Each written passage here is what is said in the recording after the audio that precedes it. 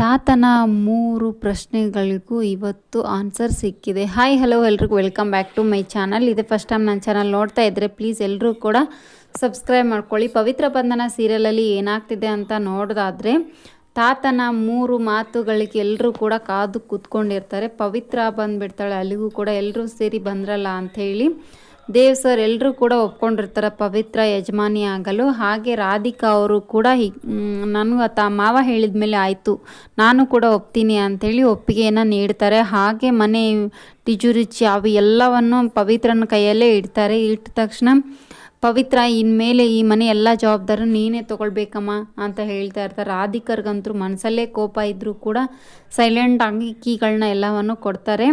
ಹಾಗೆ 3ನೇ ಮಾತನ್ನು ನಾನು ಇನ್ನೂ ಒಂದು ವಾರ ಬಿಟ್ಟು ಹೇಳ್ತೀನಿ, ಹಾಗೆ ನಾಳೆ ಒಂದು ಕೂಡ ಹೇಳ್ತೀನಿ.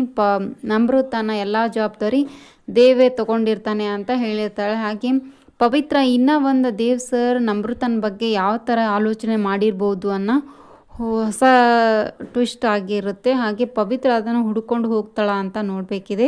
ಇಲ್ಲಿ ತಾತ ಯಜಮಾನಿ ಪವಿತ್ರನ ಮಾಡಿರೋದಕ್ಕೆ ಎಲ್ಲರ ಆಕ್ರೋಶ ಹೆಚ್ಚಾಗ್ತಾ ಇರುತ್ತೆ. ಯಾಕೆ ತಾತ ನೀನು ಅಮೃತನೇ ಮಾಡಿದರೆ ಚೆನ್ನಾಗಿರ್ತಿತ್ತು ಅಂತ ಎಲ್ಲರೂ ಕೂಡ ಹೇಳ್ತಾ ಇರ್ತಾರೆ. ಆದರೆ ಮನಸ್ಫೂರ್ತಿಕವಾಗಿ ಪವಿತ್ರ ಇದೇ ನನ್ನ ಮನೆ ಎಂದು ಒಪ್ಕೊಂಡಿರೋ ಕಾರಣದಿಂದ ಅವಳನ್ನೇ ಮಾಡಿದ್ದೀನಿ ಅಂತ ತಾತ ಎಲ್ಲರಿಗೂ ಕೂಡ ಆನ್ಸರ್ ಮಾಡ್ತಾನೆ.